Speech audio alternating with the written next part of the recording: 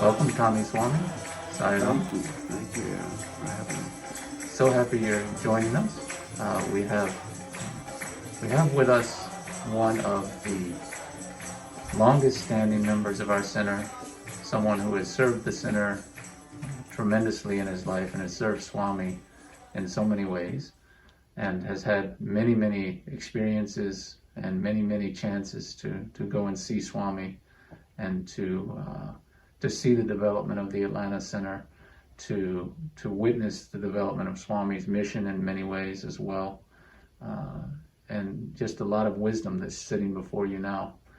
He's very humble and he would never want to admit to those things, but these are simple facts. And he's a lovely light and he's always sweet. Are there any stories of Swami that are coming to your mind that you feel would be neat to share? When I first found out about Swami, a friend of mine showed me a video by Richard Bach. So within a week, I looked up the center, which was at your house in those years. Oh, yes. By the end of the first week, I had already found the center. I had become vegetarian. Wow. And no alcohol. Actually, I've become pretty much a monk at that time. You know, I've been searching for a real connection with God. It felt like I put a lot out to God, but I didn't know what I was getting back. So I was in search of that. So within a month, I went to India, which was the first of my 25 trips to India so far. So 25 trips to 25. And I usually would stay from 3 weeks to 6 weeks. And one time in the outside, we were at Darshan, and I was on the front row, which I was a lot of times because a lot of times it was quiet at the ashram. The earlier years. Yes, and excuse me, the earlier years. He was making Vibhuti for the person behind me. So I'm sitting this close, you know, to his body, and his robe is touching my feet. And oh, wow. And he's making Vibhuti. So I was only about maybe this high from his hand. I was on the floor, right? Yeah. So he goes like this, and I saw underneath, and it got real fuzzy there, and then he caught it in his fingers and gave it out to people. You saw it from underneath? Yeah, I was this close. Wow.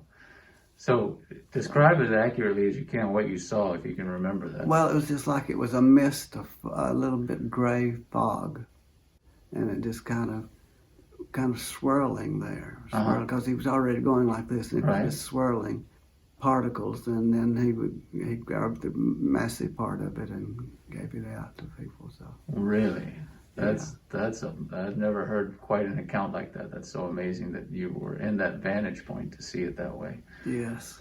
Once I was at the center, we were getting ready for bhajans, and I was cleaning up the carpet in front of it, you know, and I saw what I thought was a rose petal. And I picked it up, and it wasn't a rose petal, it was a scorpion, and it bit me on the finger. Where was this now? This was at the center. We were getting ready for this, really? For our bhajans, yeah. Not at the center, you know, somebody's house at that time. And so I got Vibhuti right away and put it on. And I was starting already to feel a little strange, you know. It was doing something to me. I put it on, everything went away. I came away from it smelling like a rose, so it was good. Really? Yes. You saw for sure this was a scorpion, and you felt the poison going into your veins, and you used Vibhuti, and you were fine. I felt like I was getting warm or something. I wasn't, you know, it wasn't. I could feel it in my fingertip. But it wasn't a bad pain. But I didn't let it escalate. I put a Vibhuti on it right away, and it took it away. Wow.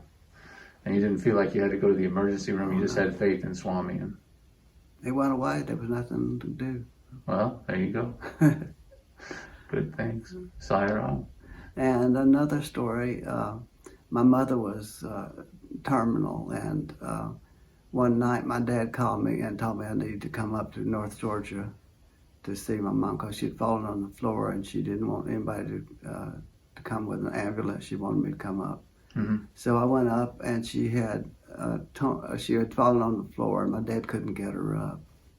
And she had torn a piece of skin from the top part of her arm here. Mm-hmm. And it was probably a piece this big of skin, just pulled it all the way off. So I cleaned it up and put Vibhuti on it and covered it over. And then 2 or 3 days after that, it was gone. There was nothing there. It was like a little flaky around where the edge of it was, but it was nothing there. Really? Yeah, they just took it away. But, people have to use it. If you have a stomach ache, put it in water and drink it, There's all kinds of ways of using Vibhuti. Mm-hmm. People sometimes ask me, the advice about different things. And the most simple thing is ask Swami, don't ask me, And Tommy's a registered nurse, is what to share with all the viewers. Yes. But he's prescribing Vibhuti as the number one. That's right. That's right. It's not in the medical journals, but it works. It's not. It works better than any of it. It's according to your faith. Right. Yeah. For sure. Faith is a part of that, for sure. I'm very happy that he's taken time and letting me know that he's listening to my prayers. It was very important to work through that ordeal of knowing. And now I know perfectly well he hears everything. Hears my thoughts and my decisions before I make it. He always does. And like the first interview I ever had, I've had many interviews, and the first one I had when we went into the small room, and he was telling me everything I need to be doing and everything in my life, and then I was thinking to myself, how can I possibly do all that? This is very hard. It's hard enough to be Catholic, but he's asking for even more. Right. And he said, don't worry, I give you special blessings. The tears were streaming down. It seemed like I was in a shower of rain. Oh, really? I missed a lot of what he was saying, but I had given myself to him anyway. Right. Once you find Swami, there's nowhere else to go. That's the end of it.